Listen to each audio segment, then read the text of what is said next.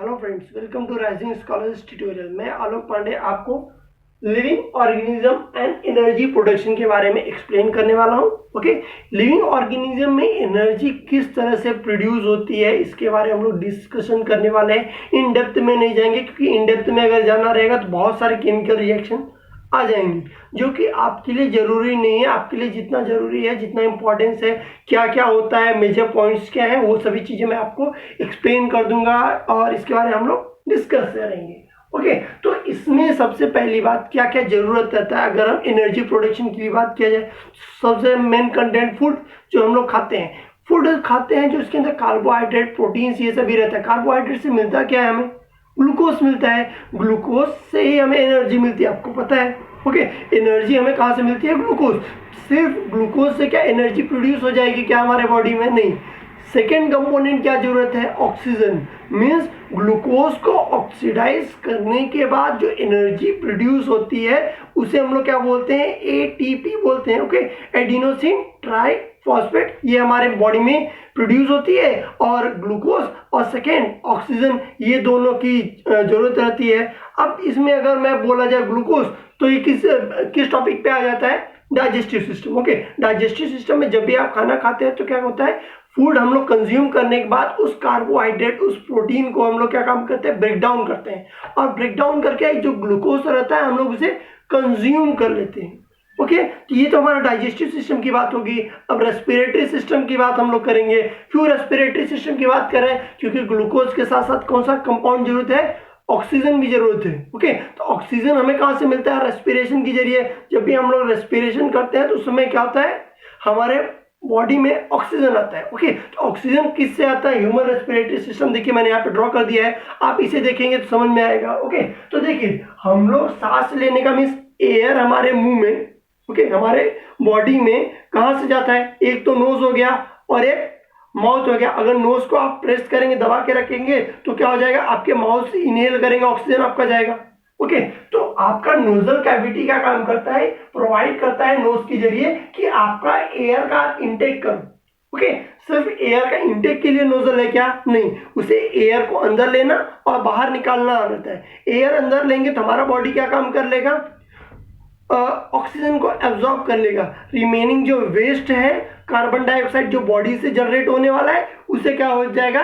इसी नोज के जरिए निकल जाएगा। ओके, तो नोज या माउथ के जरिए जो एयर गया है वो कहां पे पहुंचता है?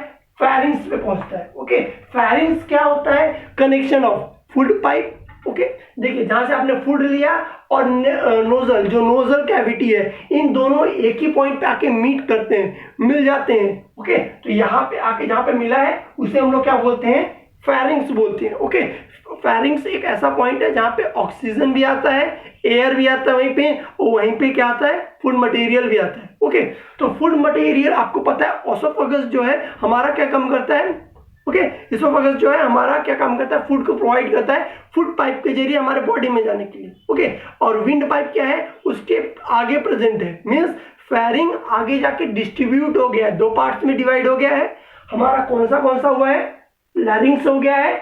ओके, और इसोफेगस। तो लैरिंग्स में क्या होता है? डिवाइस, जब फेरिंग के बाद जब डिवाइड हो गया एयर कहां पे आया? लैरिंग्स में आया। ओके, लैरिंग्स के होने के बाद कहां पे आता है आपका एयर?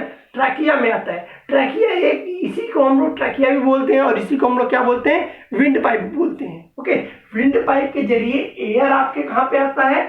देखिए ब्रोंकाई पे आता है। ओके, ब्रोंकाई क्या होता है? आपका जो ट्रैकिया है, ट्रैकिया ये दो पार्ट में डिवाइड हो जाता है। मीन्स दो पाइप में डिवाइड हो जाता है और दोनों पाइप जो रहते हैं एक जैसे ही रहते हैं।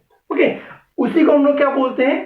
ब्रोकिया बोलते हैं। ओके, ब्रोंकाई, ब्रोंकाई से बोलते हैं। ओके, ब्रोंकाई क्या होता है?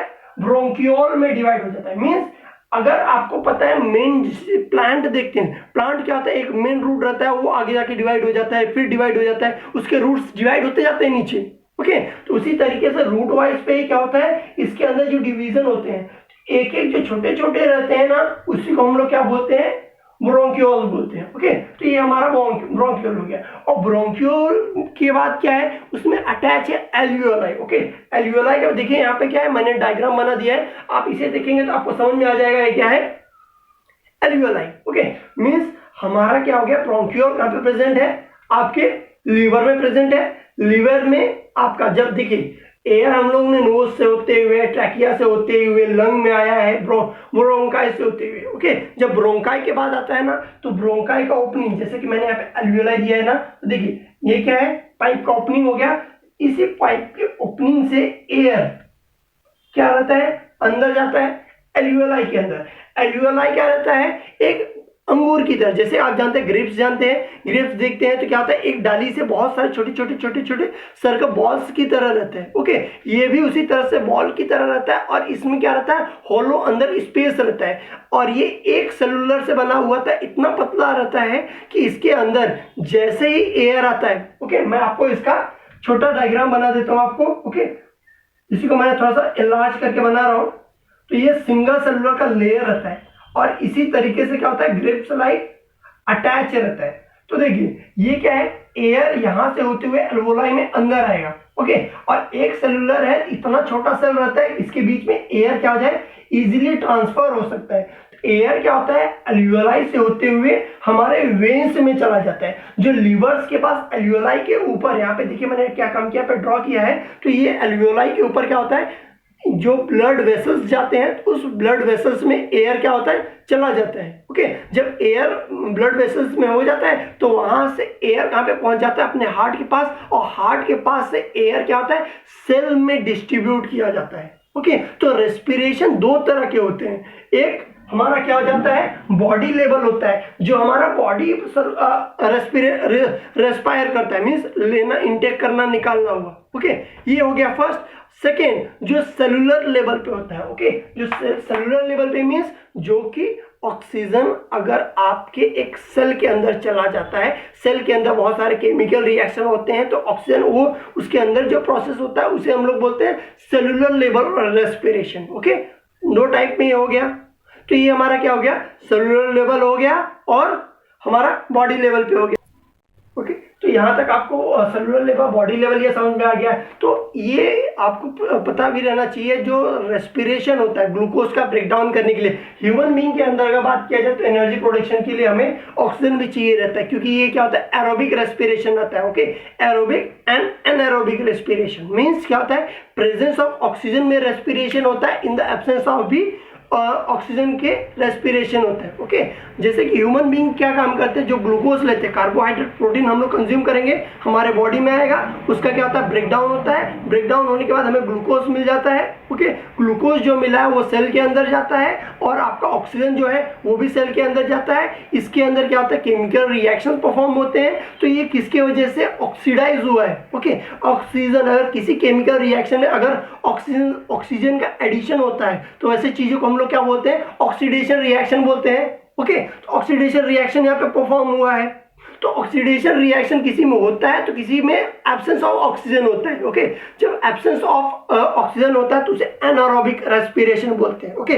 जैसे कि बैक्टीरिया हो गया, ऐसे बहुत सारे मॉलिक्यूल है जो कि मतलब लिविंग ऑर्गेनिज्म जो एनारोबिक रेस्पिरेशन करते हैं। जैसे कि आपको पता है बियर जो बनता है, जो वाइन्स बनते हैं, इसमें एनारोबिक रेस्पिरेशन किया जाता है, ओके। उसमें ऑक्सीजन का एब्सेंस रहता है। गोबर गैस में देखेंगे तो वहां पे भी इन द एब्सेंस ऑफ क्या होता है, एयर के प्रेजेंस में वहां पे भी होता है, ओके। तो माइक्रो ऑर्गेनिज्म के अंदर इस तरह से रेस्पिरेशन किया जाता है।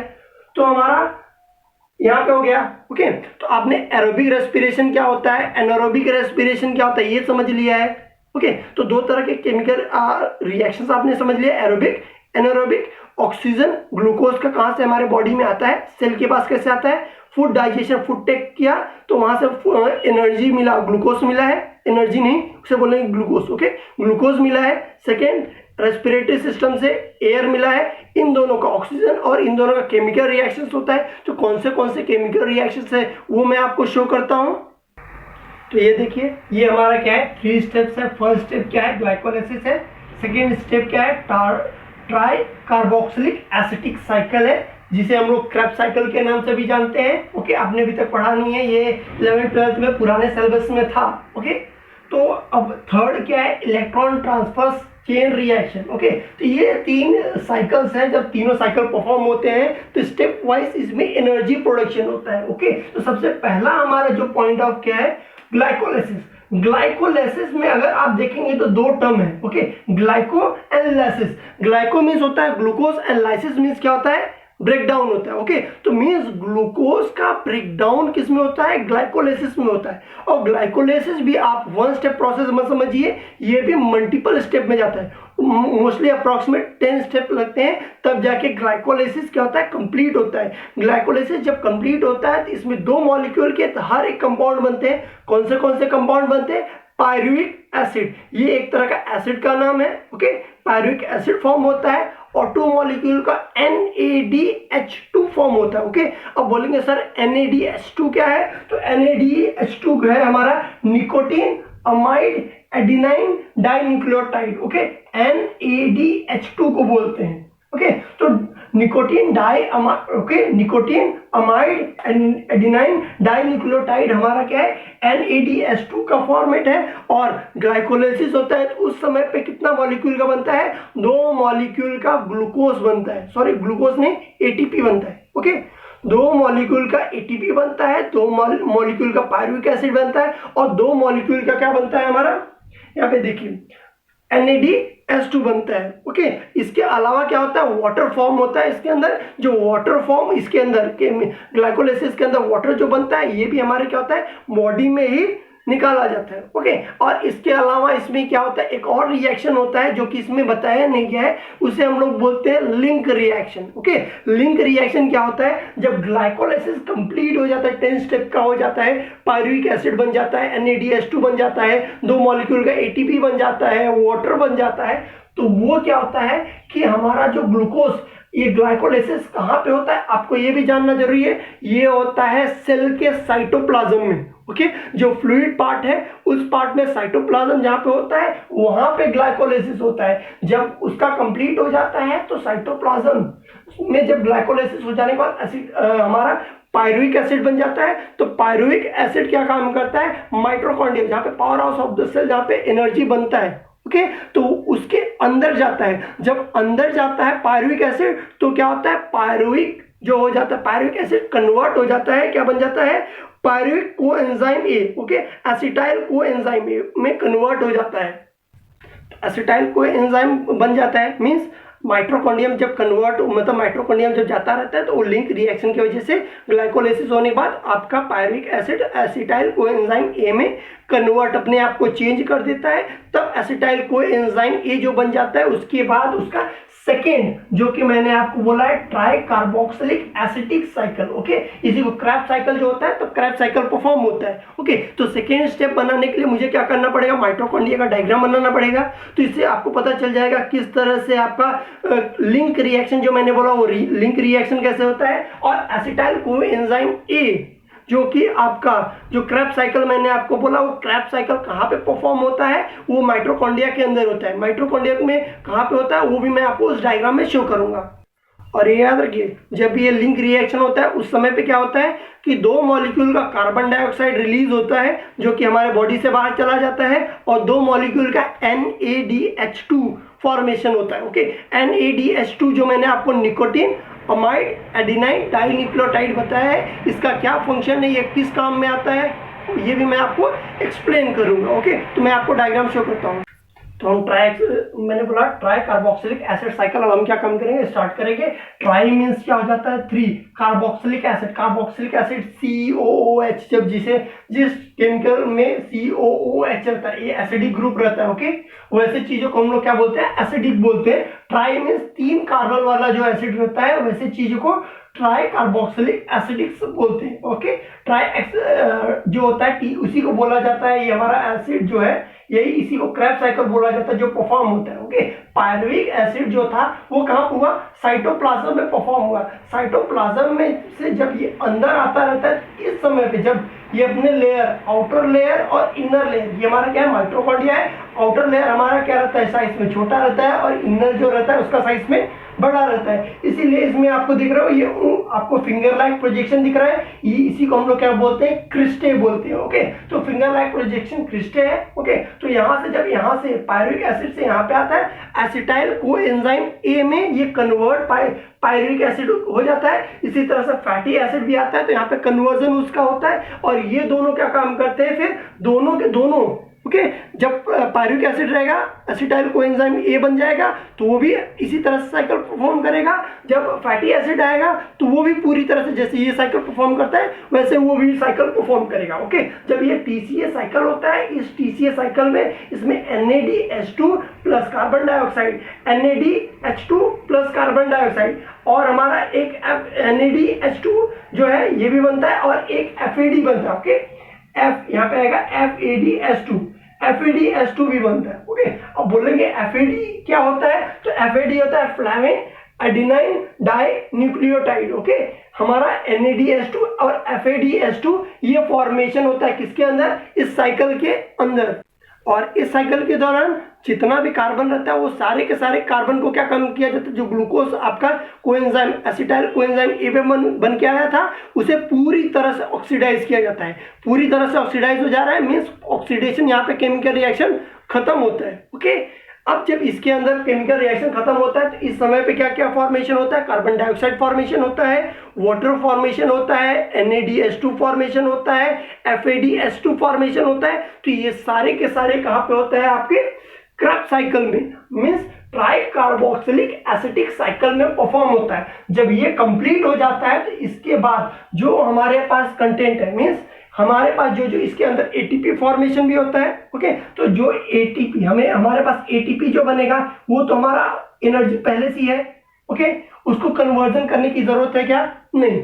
अब हमारे पास NADH2 है, FADH2 है, और हमारे पास क्या है, कार्बन डाइऑक्साइड जो है हमारे बॉडी से रिमूव हो जाएगा, और वाटर जो बन रहा है इसके अंदर वो हमारे बॉडी में ही रहेगा क्योंकि वाटर हमारे लिए बॉडी के लिए जरूरत है, या फिर वो भी रिमूव हो जाता है। ओके, क्योंकि मॉइस्ट जो हमारा निकलता है तो मॉइस्चर फॉर्म में निकलता है। ओके, तो हमारा यहाँ पे क्या होता है, टाई कार्बोक्सिलिक एसिडिक साइकिल जो है उसे ये हमारा खत्म होता है, और हमारा थर्ड साइकिल जो है उसे हम लोग क्या बोलेंगे, electron transfer chain reaction. Okay, electron transfer chain reaction means क्या होता है, इलेक्ट्रॉन केमिकल में चेंजेस होता है, मीन्स ट्रांसफर होता है। एक केमिकल अपने अंदर क्या लेगा, इलेक्ट्रॉन लेगा, फिर दूसरे को ट्रांसफर करेगा, वो इलेक्ट्रॉन लेगा, एनर्जी प्रोड्यूस करेगा, दूसरे को देगा। ओके, तो ये सारे के सारे क्या होते हैं, इलेक्ट्रॉन ट्रांसफर साइकिल में परफॉर्म होता है।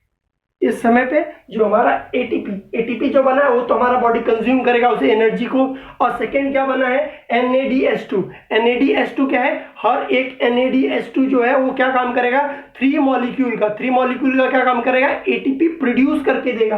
किस इलेक्ट्रॉन ट्रांसफर चेन रिएक्शन में एक NADH2 3 ATP देगा, और एक FADH2 जो है वो हमें कितना ATP देगा, 2 मॉलिक्यूल का ATP देगा। ओके, तो हमारे यहाँ पे खत्म हो जाता है, ATP फॉर्मेशन हो गया, मीन्स हमारा NADH2 इसका भी यूज हो गया, FADH2 इसका भी यूज हो गया हमारे बॉडी में। ओके, तो क्या बन गया, हमारा ATP हो गया, ऑक्सीजन क्या काम किया, ग्लूकोज को कंप्लीटली ऑक्सीडाइज हो गया। जब ऑक्सीडाइज हो गया तो हमारे पास क्या बना है, ATP बना है। ओके, तो ATP फॉर्मेशन हो गया। इससे हमें यह पता चलता है कि किस तरीके से ह्यूमन बॉडी के अंदर एरोबिक रेस्पिरेशन के समय पे किस तरह से बॉडी में एनर्जी प्रोडक्शन होता है। ओके, तो आज का टॉपिक हमारा यहीं पे खत्म होता है। तो इस वीडियो को प्लीज़ आप लाइक करें, शेयर करें, सब्सक्राइब करें, जितना हो सके उतना इसे क्या काम कीजिए, अपने फ्रेंड को दीजिए, उसको भी अच्छा लगेगा तो वो भी शेयर करेगा। ओके, तो हमारा इससे प्रमोट होगा और हम इंकरेज हो जाएंगे और अच्छे अच्छे वीडियो बनाने की। तो प्लीज़ इसे लाइक करें, शेयर करें। Thank you.